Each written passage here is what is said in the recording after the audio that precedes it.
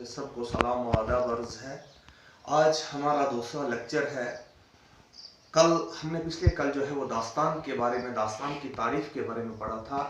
और आपके शामिल साहब किताब में जो दास्तान सैर चौथे दरवेश की है, उसका जो मुसन्निफ़ है वो लिखने वाला मीर अमन है। तो सबसे पहले हम मुख्तसर तौर पे मीर अमन के हालात, ज़िंदगी के बारे में कुछ जानकारी हासिल करेंगे और उसके बाद हम किस्सा चार दरवेश यानी सैर चौथे दरवेश के बारे में थोड़ा बहुत पढ़ेंगे। तो चलो अब हम शुरू करते हैं। मीर अमन। तो मीर अमन जो है, आज हमने मीर अमन के हालात जिंदगी के बारे में पढ़ेंगे। मीर अमन है जिन्होंने लिखी है सैर चौथे दरवेश की दास्तान। तो मीर अमन फोर्ट विलियम कॉलेज 1800 में कलकत्ता में कायम किया गया। इस कॉलेज में काम करने वालों में सबसे मशहूर अदीब मीर अमन है। यानी फोर्ट विलियम कॉलेज की जब बुनियाद पड़ी थी, उस वक़्त उनमें सबसे मशहूर और मारूफ जो अदीब थे, उनमें वो थे मीर अमन थे। अफसोस कि उनकी हालात बहुत कम मालूम है। उनका तखल्लुस लुत्फ था। बच्चों, तखल्लुस होता है शायर का वो मुख्तसर नाम जो इशार में मुश्तमिल हो, तो तखल्लुस।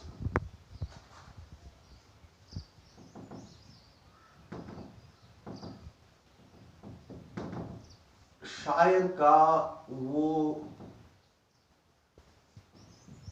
मुख्तसर नाम जो इशार में मुश्तमिल हो। अब मुश्तमिल जो होता है उसका मतलब होता है काम में लाया। लेकिन इस तखल्लुस को भी आज बहुत कम जानते हैं। इसकी एक वजह यह भी हो सकती है कि उस जमाने में फोर्ट विलियम कॉलेज में मिर्जा अली लुत्फ नामी शायर भी मौजूद थे और मीर अमन ने अपने सबसे मशहूर किताब बाग व बहार में अपना तखल्लुस इस्तेमाल नहीं किया है। यानी कहने का मकसद है यहाँ पे कि मिर्जा अली लुत्फ नामी एक शायर थे जिसका जो तखल्लुस लुत्फ था। तो इसी वजह से बाग व बहार एक किताब है किसकी, मीर अमन की है, उसमें भी उन्होंने अपना तखल्लुस इस्तेमाल नहीं किया है। मीर अमन दिल्ली के रहने वाले थे। जब दिल्ली में हालात ख़राब हुए, दिल्ली उजड़ने लगा, दिल्ली वीरान होने लगा, तो वो कलकत्ता पहुंचे और वहीं रहने लगे। मीर बहादुर अली हुसैनी के तवसत से वो फोर्ट विलियम कॉलेज पहुंचे और गिलक्रिस्ट की फरमाइश पर उन्होंने फारसी के मशहूर किस्सा चार दरवेश को उर्दू में लिखा और बाग व बहार नाम रखा। बाग बहार फौरन ही मकबूल हुआ और आज तक इसकी शहरत और मकबूलियत बरकरार है। तो यहाँ पे एक लफ्ज आया तौसत। तो तौसत तो इसके लफ्जी माने हैं जरिए, दरमियान, बीच।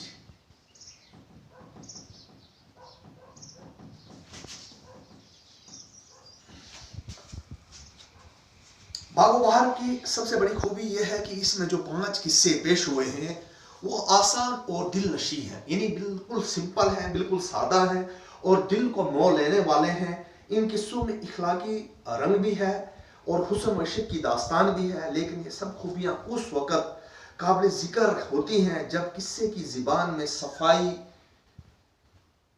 और जोर हो। मीर अमन की ज़िबान इतनी सादा नहीं, यानी इतनी सिंपल नहीं है जितनी हमें मालूम होती है, लेकिन इसमें ख्वाह मख्वाह की रंगीनी, ख्वाह मख्वाह होता है जबरदस्ती, मजबूरन की रंगीनी, रंगीनी होता है नुमाइश, रंगीनी है, रंगीनी होता है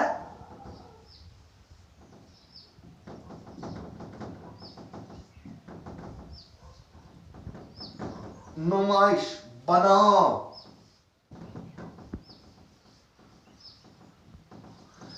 सिंगार और पेचीदगी भी नहीं है, यानी उसमें जो है बन भी नहीं है, पेचीदगी, टेढ़ापन भी नहीं है, उलझाव भी नहीं है, लपेट भी नहीं है। इनके पास अरबी, फारसी और देसी हर तरह के अल्फाज का ज़ख़ीरा है और इससे बड़ी खुश असलूबी से इस्तेमाल करते हैं। मीर अमन को महकात व जजायद निगारी पर कमाल का अबूर हासिल है। सैर चौथे दरवेश की का जो हिस्सा यहाँ पेश किया जा रहा है, इसमें मीर अमन के अस्लूब की बेशतर खूबियां नजर आती हैं। तो बच्चों यहाँ पे एक लफ्ज आ रहा है अस्लूब। अस्लूब अस्लूब होता है तर्ज, तरीका। तो बच्चों ये थी आज मीर अमन की हालात जिंदगी के बारे में